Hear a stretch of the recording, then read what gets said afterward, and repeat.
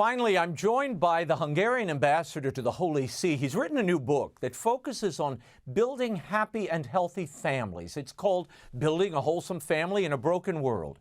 Please welcome back to the program Ambassador Eduard Habsburg.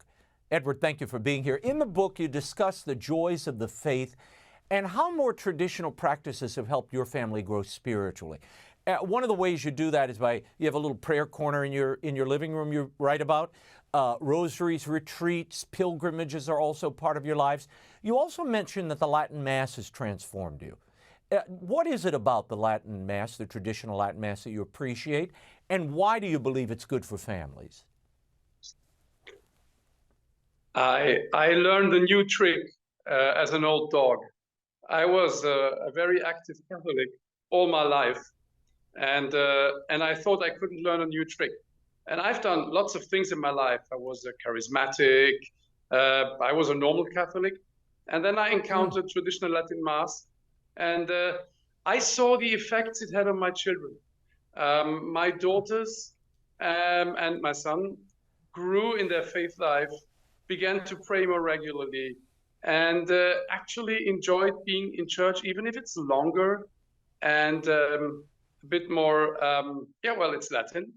But so that was a good lesson learned. On the topic of homeschool and schooling, you write in the book, in recent years, many schools have become ideological battlefields where serious indoctrination according to the secular catechism takes place. Current hot ideas and fads, particularly with respect to sexual exoticism and an atheistic worldview, are compulsory parts of school life and the curriculum.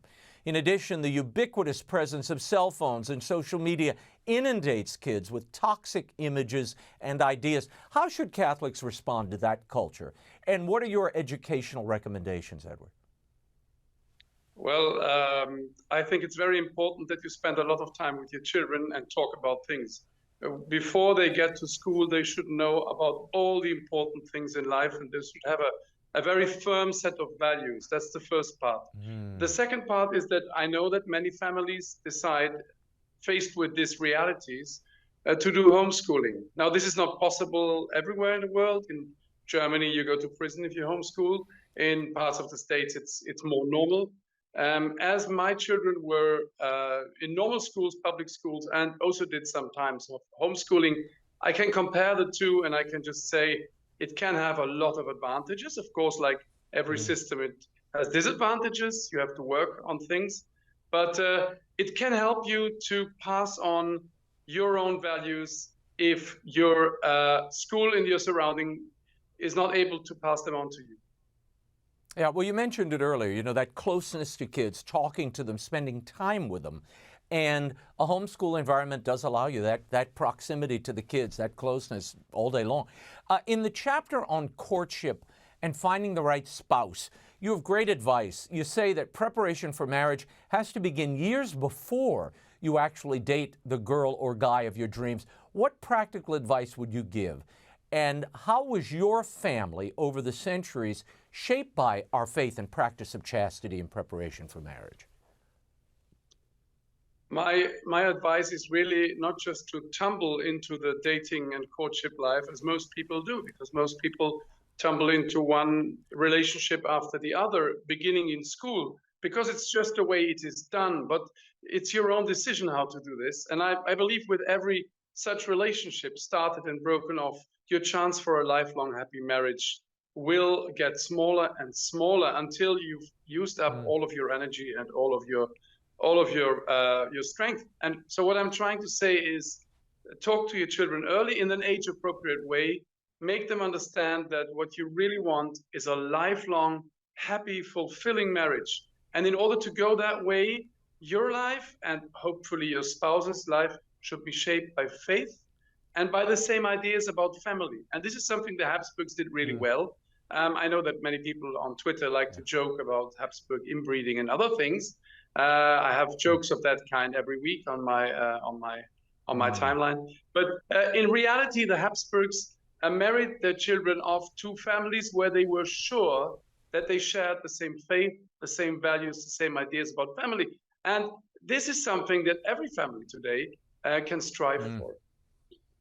Yeah, not a bad, look, it's not a bad way to go. That's why the line has continued and the name has continued all these centuries. Look, before we go, I want to get some reaction, your reaction, to some Vatican and cultural news. German Bishop Ludger Schreppers of Essen was criticizing President Trump for accepting the natural order of the sexes.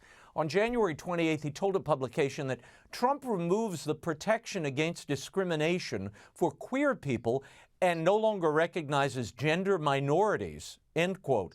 And he added, every attack on the rights of queer people threatens the rights of all people who do not conform to the narrow ideas of how one should look or behave. Ambassador, your take on that and how far we seem to have strayed in some parts of the church when you have a Catholic bishop basically contradicting not only common sense but Catholic teaching when it comes to biology.